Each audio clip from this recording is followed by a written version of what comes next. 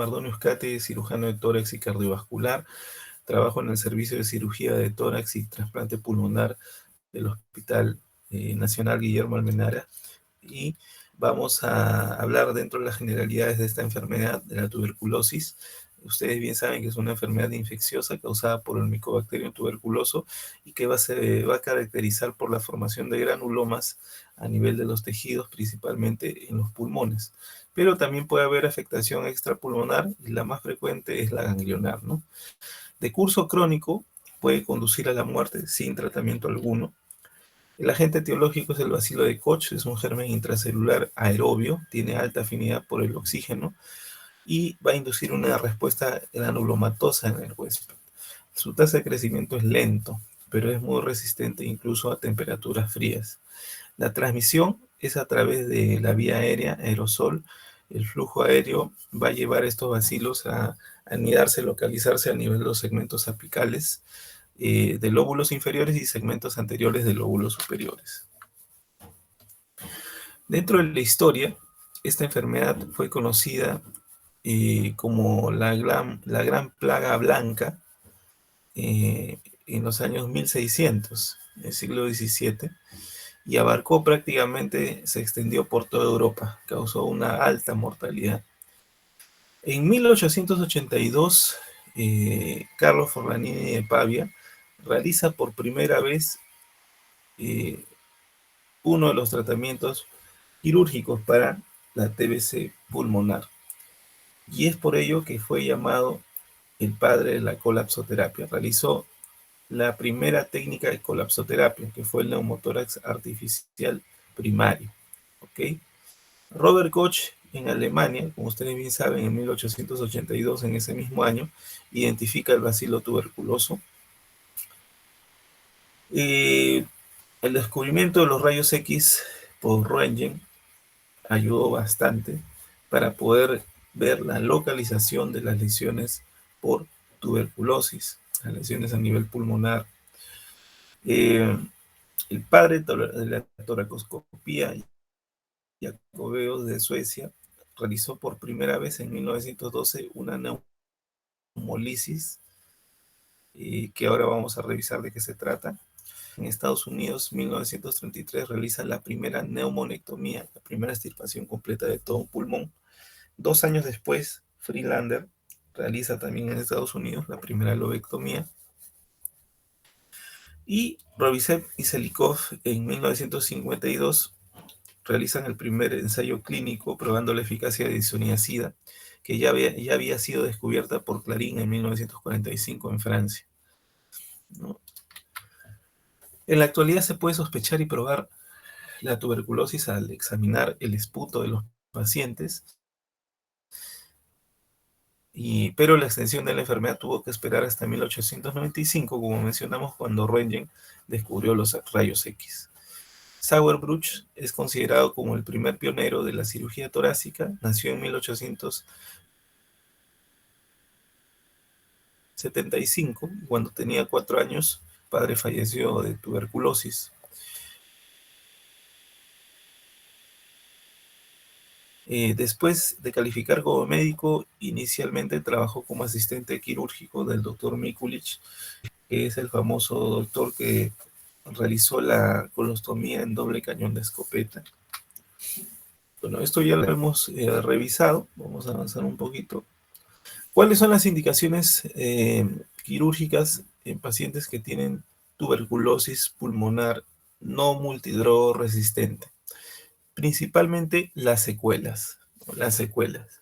Dentro de las secuelas vamos a tener a las bronquiectasias, que pueden ser de 3 tipos, bronquiectasias. Y las bronquiectasias van a dar clínica sintomatológica como la broncorrea, que es la tos con expectoración mucopurulenta a repetición, y también infecciones, neumonías a repetición, ¿no?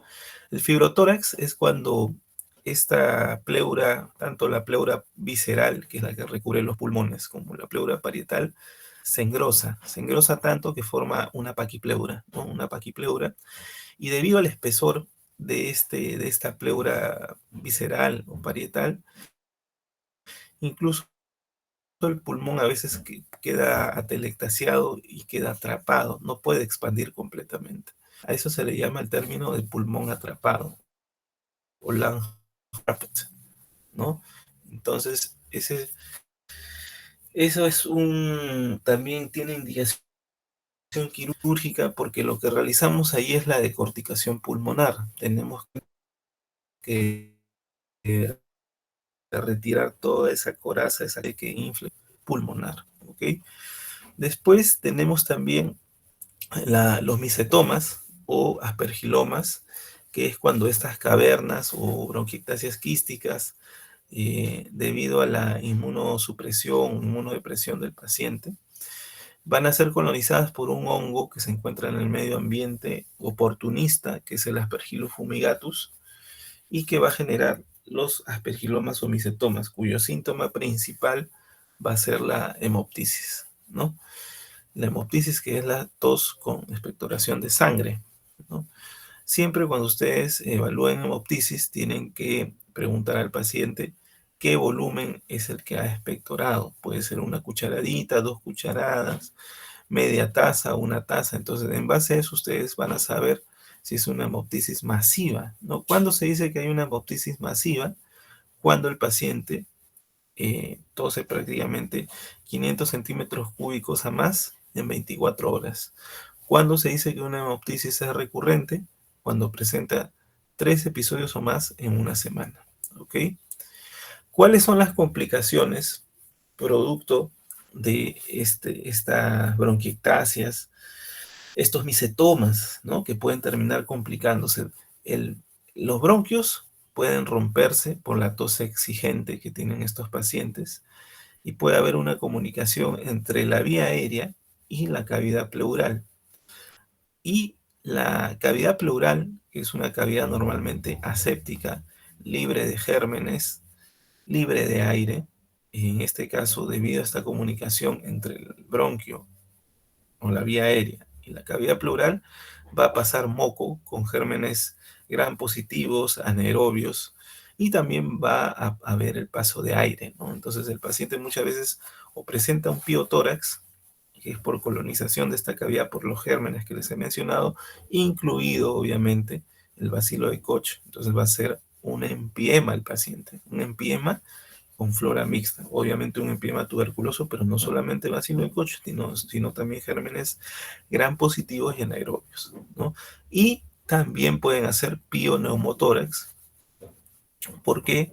Porque el aire también va a pasar a cavidad pleural y va a ser neumotórax. Entonces va a haber un pus y aire en cavidad pleural, pioneumotórax, ¿ok? Los abscesos es cuando, bueno, el tejido pulmonar ha sido colonizado por gérmenes gram positivos anaerobios, se ha fibrosado, ha formado una cápsula. Y bueno, los abscesos pulmonares inicialmente son de tratamiento farmacológico. Se brinda tratamiento por 6 semanas a 8 semanas con medicamentos o antibióticos de amplio espectro.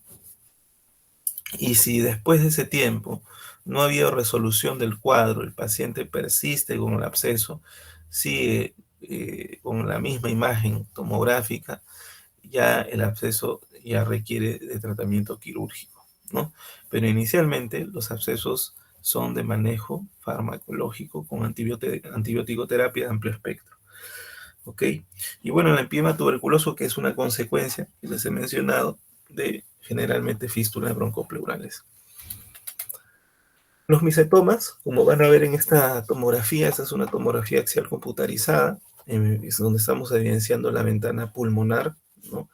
Y estamos viendo que en el pulmón izquierdo el tejido pulmonar se ve aparentemente sano, ¿no?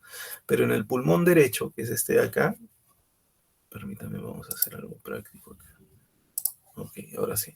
En el pulmón derecho, que es este de acá, específicamente en el lóbulo superior derecho, nosotros vamos a ver estas bronquiectasias de tipo quísticas, algunas cilíndricas como esta, por ejemplo, ¿no? Estas son bronquiectasias de tipo quísticas, y acá vamos a ver una de ellas que ha sido colonizada por un hongo, ¿no? Un hongo oportunista, y esto es el famoso misetoma o aspergiloma, ¿no?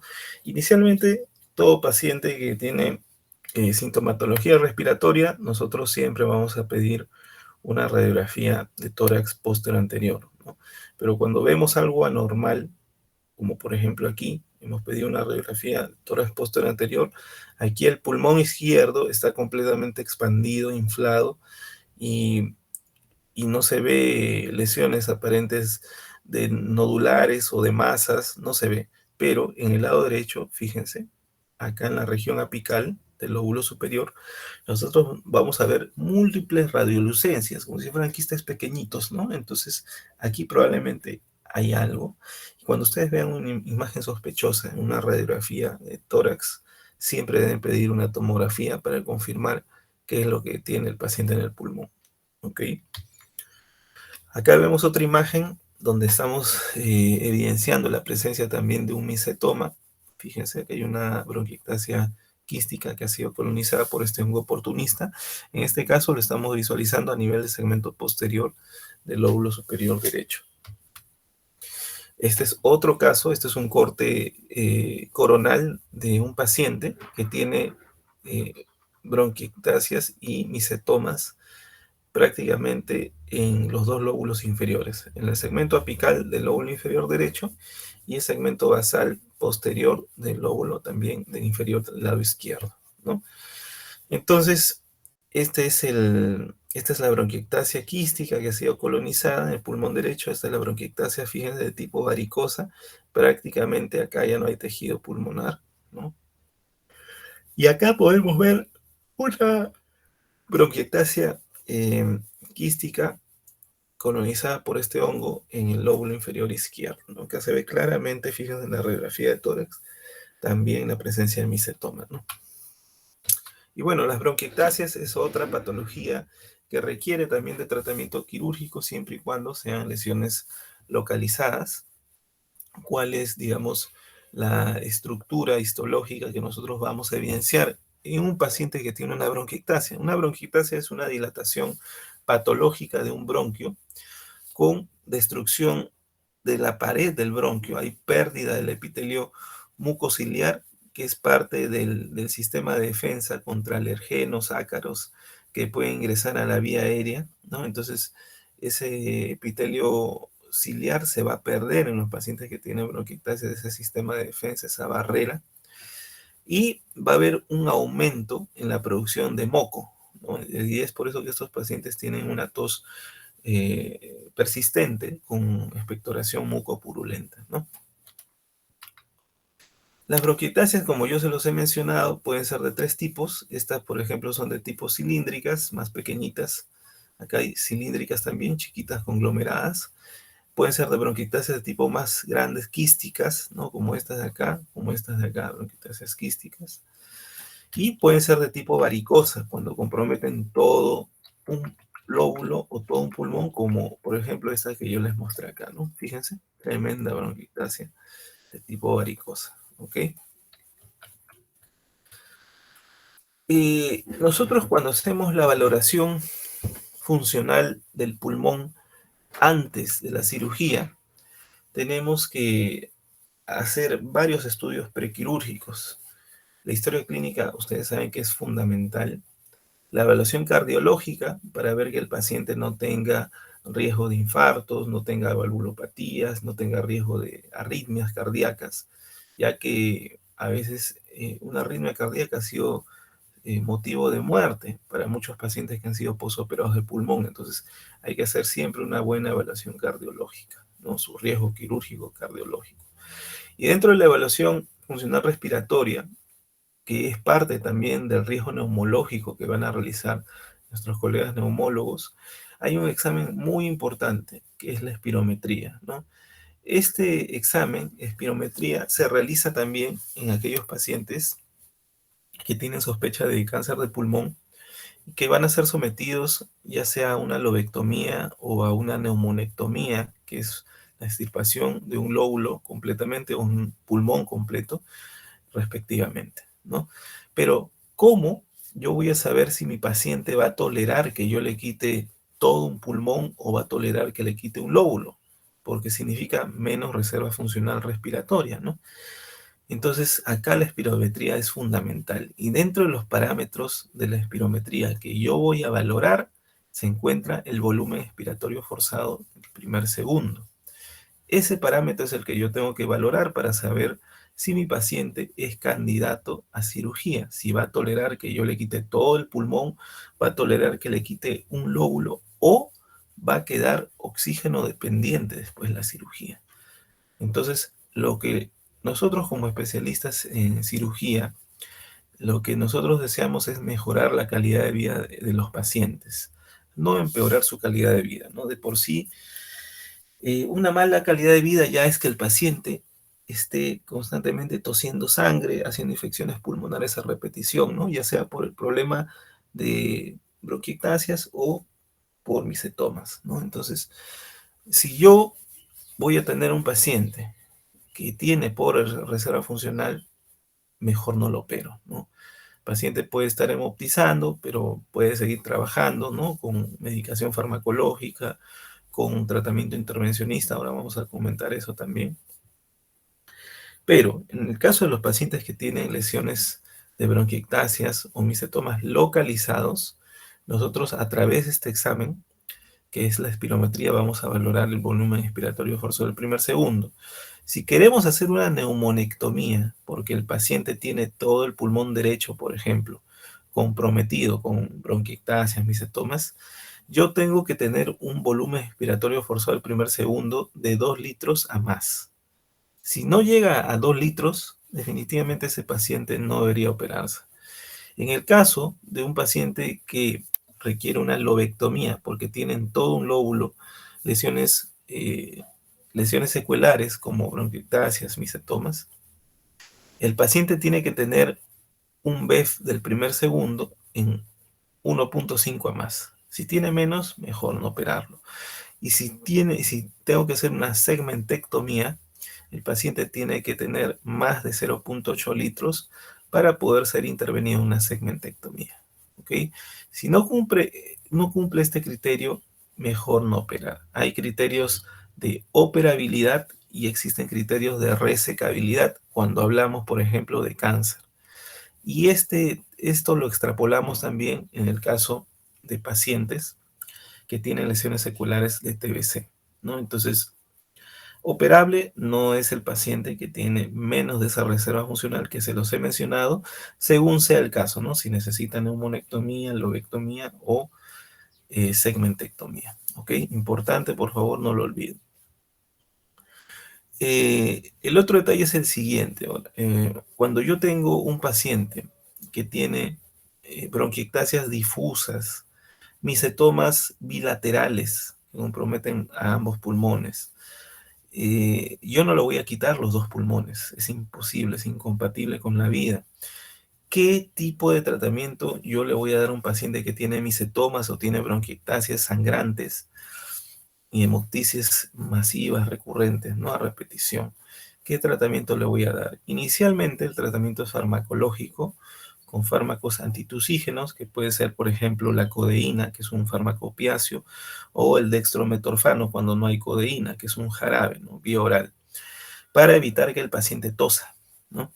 Ahora, yo también le voy a dar un antifibrinolítico porque yo quiero que el coágulo no se me desprenda, quiero que el coágulo se mantenga para que contenga el sangrado, coerza el sangrado.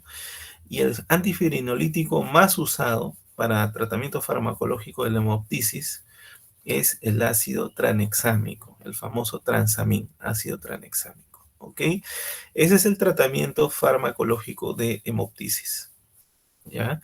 Ahora, existe un tratamiento paliativo que realizan los radiólogos intervencionistas, que es para poder controlar por mucho más tiempo el síntoma de la hemoptisis, ¿no? ¿Y cuál es este tratamiento paliativo? Es la embolización de las arterias bronquiales que realizan en nuestro hospital en Almenara, bueno, los radiólogos intervencionistas, ¿no? Ellos realizan la embolización de las arterias bronquiales. ¿En qué consiste eso? Se ingresa a través de la arteria femoral común como si fuera un cateterismo cardíaco con unas guías, unos catéteres, y vamos a ascender contracorriente, porque acuérdense que el flujo a nivel de la arteria es hacia abajo, hacia los pies. Entonces vamos a ascender contracorriente retrógradamente.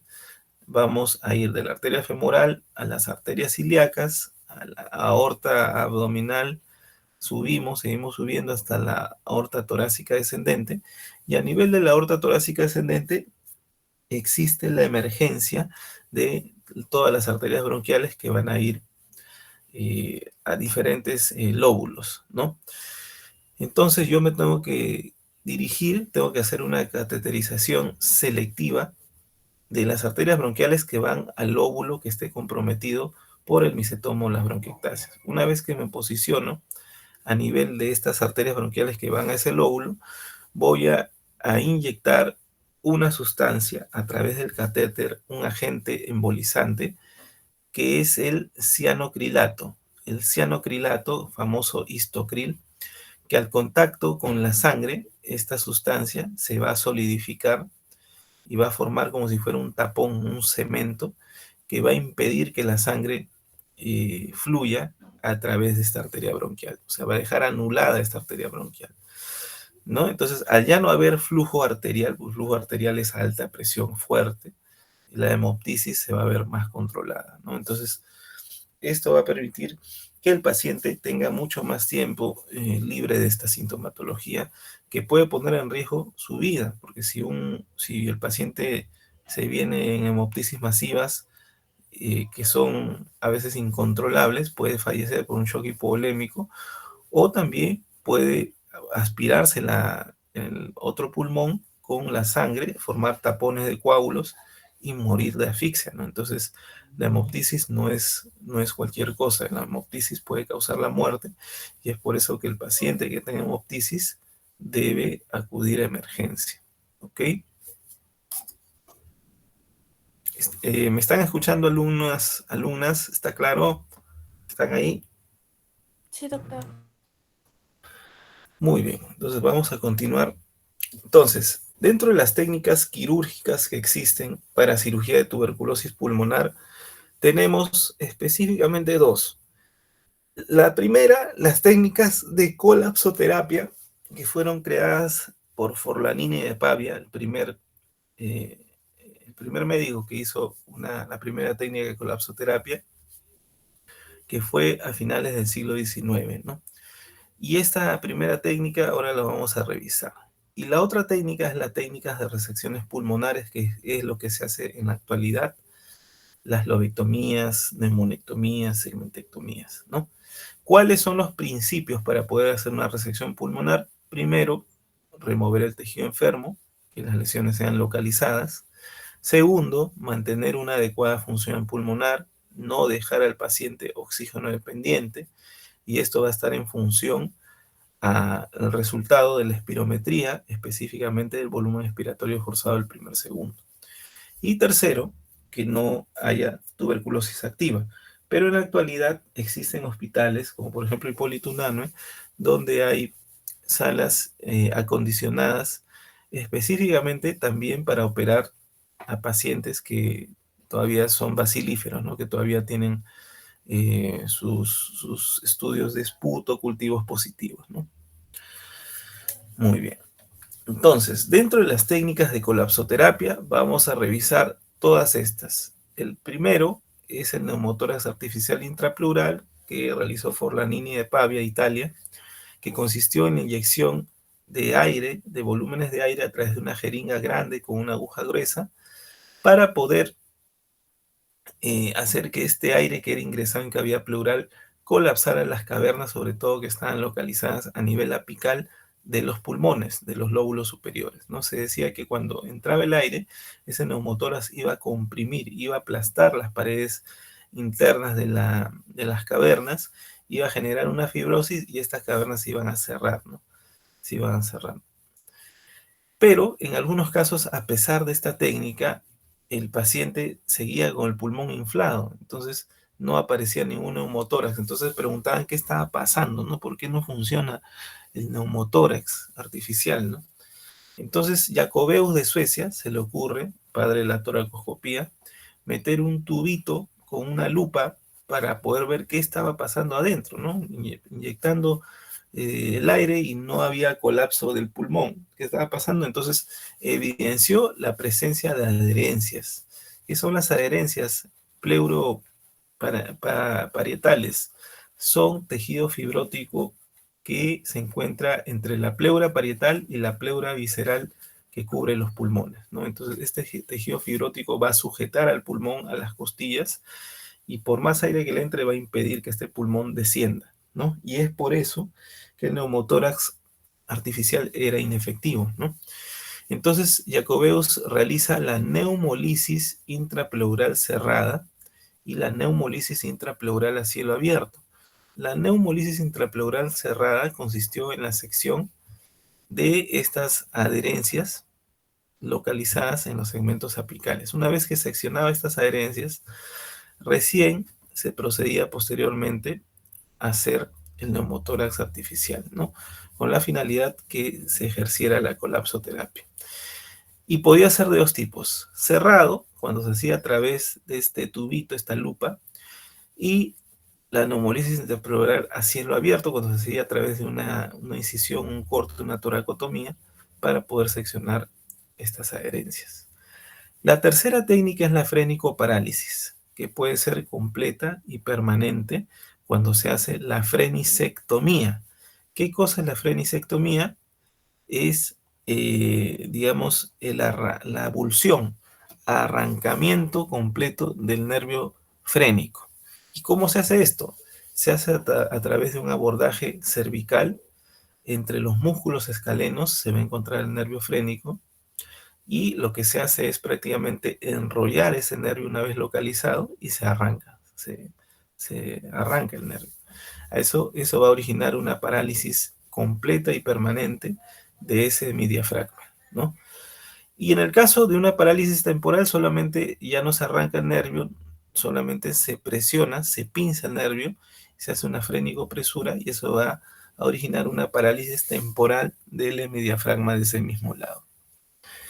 Y la técnica combinada con neumoperitoneo, ya sea la frenisectomía o frenicopresura, combinada con neumoperitoneo, era una técnica principalmente dirigida para los pacientes que tenían cavernas localizadas a nivel de los segmentos apicales, pero de los lóbulos inferiores. Segmentos apicales eh, de lóbulos inferiores, o sea, cavernas en segmentos apicales de lóbulos inferiores, técnica de frenicoparálisis combinada con neumoperitoneo. ¿Ok? La toracoplastía era la resección de los segmentos de arcos costales posteriores que podía realizarse desde la segunda hasta la octava, novena costilla. ¿Ok? Entonces se resecaban 3 a 4 centímetros de costilla de arcos costales posteriores para poder retraer la pleura parietal, reducir la cavidad pleural y también hacer el mismo colapso de estas cavernas, ¿no? Que están localizadas a nivel de segmentos apicales de lóbulos superiores. Y el colapso por presión directa, conocido como el plombaje, que se realizaba con parafina o material de plástico. Ahora vamos a revisar acá con los alumnos de mi grupo. Hemos visto en el Almenara una paciente que tiene esta técnica de plombaje. No es frecuente, es muy raro verlo en la actualidad, pero antes sí se hacía esto como parte de las técnicas de colapsoterapia, ¿no? El plombaje, ¿no? Muy bien, entonces vamos a avanzar esto también ya lo hemos revisado. Entonces fíjense cómo se hacía la técnica de colapsoterapia. En este caso se ingresa a través de este abordaje, esta incisión de toracotomía en la región lateral del tórax, pero de forma transversa, ¿no?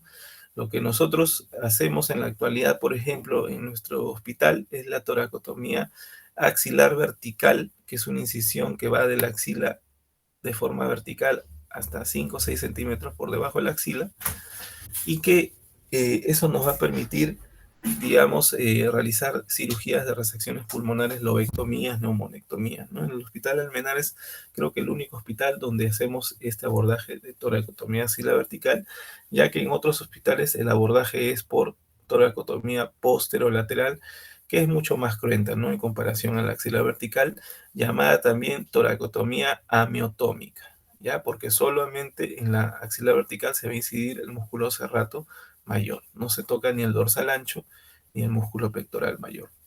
Entonces vemos cómo aquí al paciente se le está ingresando en cavidad pleural esta bola de grasa, que puede ser un lipoma, ¿no? Una tumoración de grasa, o puede ser también grasa que han extraído de la región glútea o el abdomen, ¿no? Entonces esa grasa que le sacan de la liposucción, en el caso de los pacientes que tengan estas cavernas, se puede usar para hacer colapsoterapia, ¿no? Y esta es la técnica de frenisectomía. Fíjense cómo se ha hecho el abordaje a nivel de los músculos escalenos. Se encuentra el nervio frénico y simplemente se enrolla con una Kelly y se corta o se arranca, ¿no? Entonces, esto va a generar en el paciente una parálisis completa, permanente de ese hemidiafragma, del lado derecho en este caso. ¿En qué caso se va a realizar la toracoplastía, que les mencionaba que era la resección de arcos costales posteriores? En los casos de pacientes que tienen cavernas del lóbulo superior, enfermedad fibrocasiosa extensa, tuberculosis bronquial con caverna en una zona de atelectasia, ¿no? Cuando un neumotórax artificial ha sido inefectivo o abandonado precozmente, y como método compensatorio después de una cirugía de resección.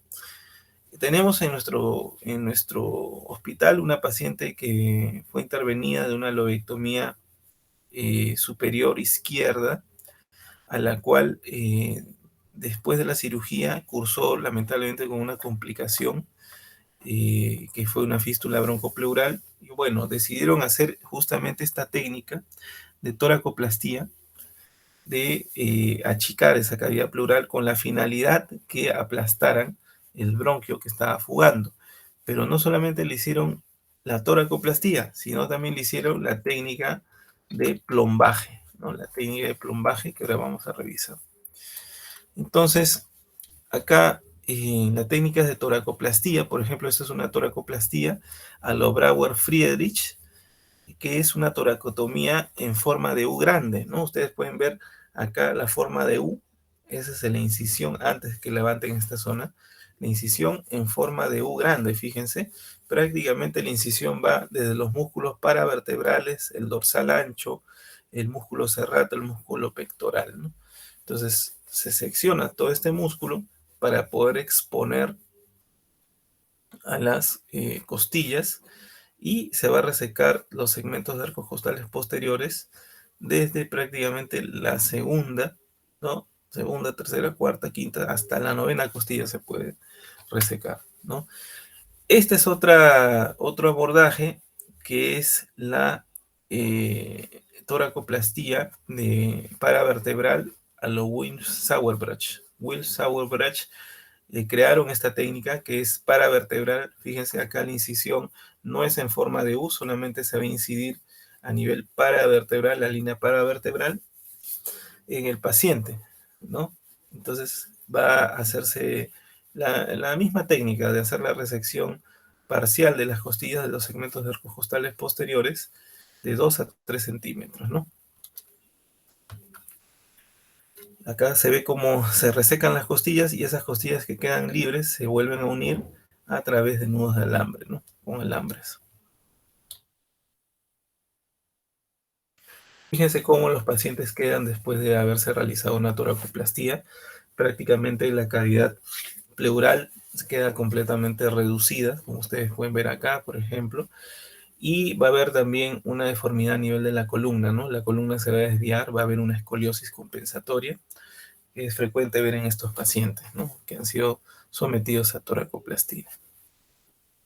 Fíjense, pacientes tienen una escoliosis bastante marcada, ¿no? Después de haber sido sometidos a la técnica de toracoplastía. Y el colapso por presión directa o plombaje, que es el caso que también tenemos en el hospital, que le hicieron toracoplastía y le hicieron la técnica de plombaje, que es un espacio creado quirúrgicamente con relleno no reabsorbible. ¿Qué se utilizó en esta paciente? Las esferas de Lucita. Las esferas de Lucita se colocaron en la cavidad pleural para que aplasten por presión directa a los bronquios que estaban originando la fístula broncopleural. ¿En quiénes se realiza? Acá están las indicaciones también, en otras indicaciones, lesiones a nivel en el lóbulo superior con cavernas centrales en pacientes que tienen mal estado general, que son pacientes que no pueden ser sometidos a cirugía resectiva de pulmón, no se puede hacer lobectomía, neumonectomía. Una técnica que se puede usar es la técnica del plombaje, ¿no? Después también lesiones en ambos lóbulos superiores, en los dos lados, o asociados a otro procedimiento de colapsoterapia, como por ejemplo el caso de nuestra paciente, que es la paciente que le hicieron la toracoplastía, ¿no? Pacientes con capacidad respiratoria reducida, aquellos que no van a tolerar una cirugía de resección pulmonar, como lo dije al inicio. Y estas son las esferas de Lucita, que son las que mayormente se usan en nuestro país, fíjense. Las esferas de Lucita van a aplastar el lóbulo superior, tejido pulmonar, tal como ustedes pueden ver aquí en la tomografía, ¿no? Todas estas esferas de círculos negros son las esferas de Lucita. Nuestro paciente le pusieron, creo que 6 esferas. Acá vemos que hay hasta 7, ¿no? Y acá vemos mucho más, ¿no? Acá hay como 8 o 9 esferas, ¿no? Fíjense, ¿cuál es la finalidad de estas esferas? Aplastar. Aplastar a las cavernas localizadas en segmentos superiores, apicales, ¿no? Fíjense. ¿Y cuáles son las complicaciones de la toracoplastía? Pueden ser complicaciones accidentales en el acto operatorio, puede haber perforación de la pleura, normalmente no se debería perforar la pleura, puede haber lesiones vasculares, o lesiones de arterias o venas intercostales, lesiones nerviosas, el nervio intercostal, y estas lesiones vasculares pueden originar un shock operatorio, shock hipovolémico, ¿no? Estas son las famosas adherencias que siempre vamos a ver cuando ustedes, en caso entren en alguna cirugía torácica o alguna de ustedes decide hacer alguna residencia en cirugía torácica, van a ver que todo paciente que tiene antecedente de tuberculosis o neumonía, cuando ingresen a ver sus pulmones, van a ver que van a ver estas adherencias, ¿no? Y estas adherencias son las que sangran tremendamente cuando se seccionan y inicialmente imposibilitan poder, digamos, cuando, por ejemplo, hacemos las cirugías de sudoración excesiva, hiperhidrosis de manos, de axilas o de cara, rubor facial patológico, nosotros necesitamos que el pulmón esté libre, porque es una cirugía mínimamente invasiva, ¿no? Cuando encontramos esto, prácticamente imposibilita a veces poder realizar la operación, porque estas adherencias son tan sangrantes que tenemos que tener un campo operatorio mucho más amplio para poder controlarlas, ¿no? Entonces, estas son las famosas adherencias. Esto es lo que visualizó Jacobeus cuando ingresó con su camarita rústica en ese tiempo, que impedía poder hacer el neumotórax artificial intrapleural. Entonces, él hizo la sección de estas adherencias, la neumolisis, para que posterior a ello se pudiera realizar la técnica de neumotórax artificial intrapleural. Y también en los casos, como les mencioné al inicio, de pacientes que tienen fibrotórax, nosotros tenemos que hacer la decorticación pulmonar. Por ejemplo, acá vemos un paciente que tiene el pulmón derecho, un fibrotórax, y acá lo que se hace es quitar todo ese pil, esa cáscara gruesa, que es la pleura parietal, y también quitarle el pil, esa cáscara gruesa, de la pleura visceral. A veces entre estas dos hojas pleurales se forma pus. Hay empiema pleural, tenemos también que lavar ese empiema, ¿no? Entonces, una vez que se cortica el pulmón, se quita esa cáscara gruesa, este pulmón que estaba telectasiado, estaba pequeño, prácticamente se le dice al anestesiólogo que le meta más presión para que se infle mucho más como un globo, expanda completamente. Y esta es la famosa fístula pleurocutánea, también conocida como ventana pleural, que nosotros vamos a ver en pacientes que han sido sometidos a cirugías resectivas de pulmón, que han terminado haciendo fístulas broncopleurales y han hecho empiemas pleurales crónicos, ¿no? Que a pesar de tratamiento de antibiótico, terapia, no ha mejorado, ¿no? Entonces, se le resecan dos a tres segmentos de arcos costales laterales de la axila hacia abajo y prácticamente casi al pie del diafragma, ¿no? Entonces, esto va a permitir un lavado diario de esta cavidad pleural que se encuentra infectada, ¿no? Estas fístulas pleurocutáneas o ventanas pleurales van cerrando poco a poco. Cierran entre 6 a 8 meses después de que se han creado. Pero es importante que esta cavidad quede limpia, no quede infectada. ¿Ok? Bueno, estos ya son conceptos que ustedes conocen, tuberculosis MDR y XDR. En el caso de los pacientes que tienen tuberculosis multidroga resistente con lesiones secuelares, el rol de la cirugía es que la resección del tejido pulmonar afectado más el tratamiento antituberculoso tiene una tasa de curación mayor al 85% en pacientes con TBC multidroga resistente. ¿Cuáles son los principios? Que el paciente tenga lesiones localizadas, que haya recibido un tratamiento prequirúrgico de 3 a 6 meses, con baciloscopías negativas y cultivos negativos idealmente, pero ya saben que también se pueden operar en la actualidad pacientes positivos. El tratamiento después de la cirugía tiene que ser de todas maneras mayor a un año. El tratamiento farmacológico con antituberculosos después de la operación tiene que continuar todavía por más de un año con ese tratamiento para evitar recidivas, recurrencias, recaídas, ¿no?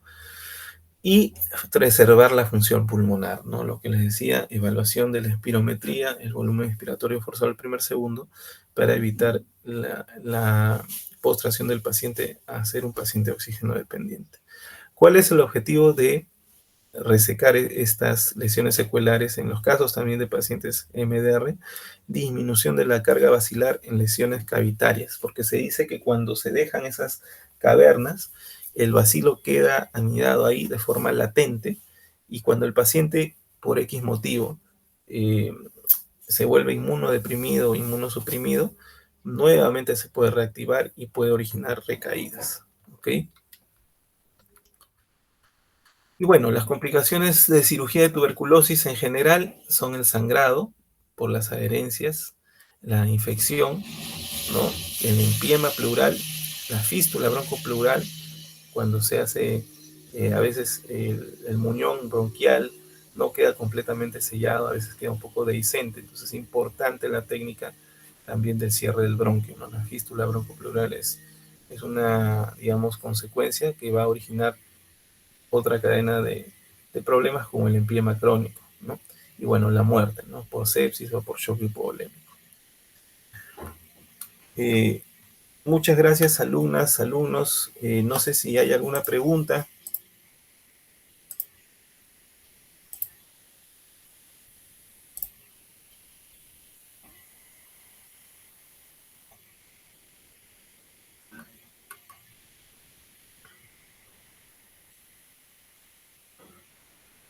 Bueno, si no hay preguntas, les agradezco a Tengo una ustedes. pregunta. Buenos días. Sí, doctor. Cuando mencionó sobre la técnica de la colapsoterapia combinada, no le llegué a escuchar muy bien si se hacía en los lóbulos inferiores o superiores. Ya, la técnica de frénico-parálisis.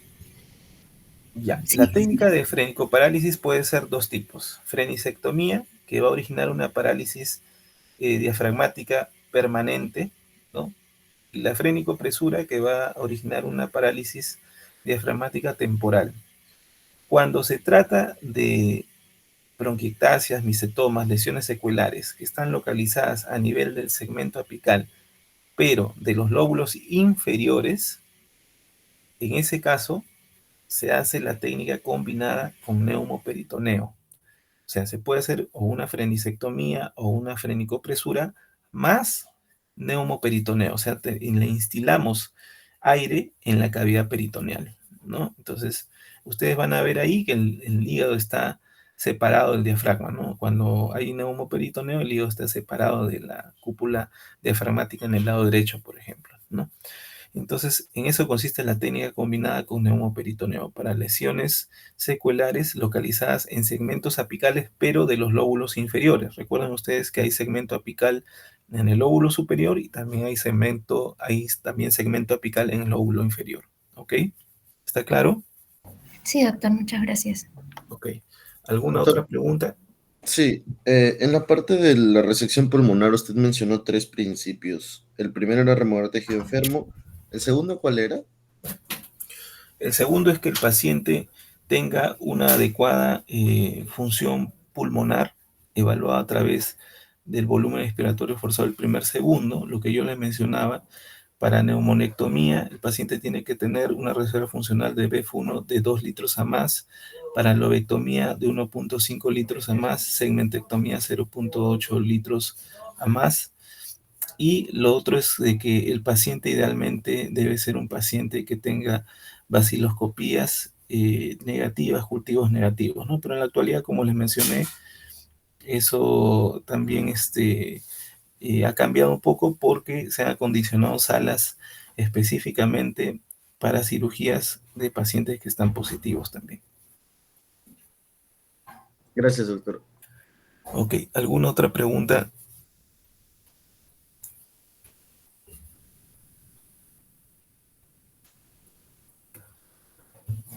Muy bien, entonces les agradezco.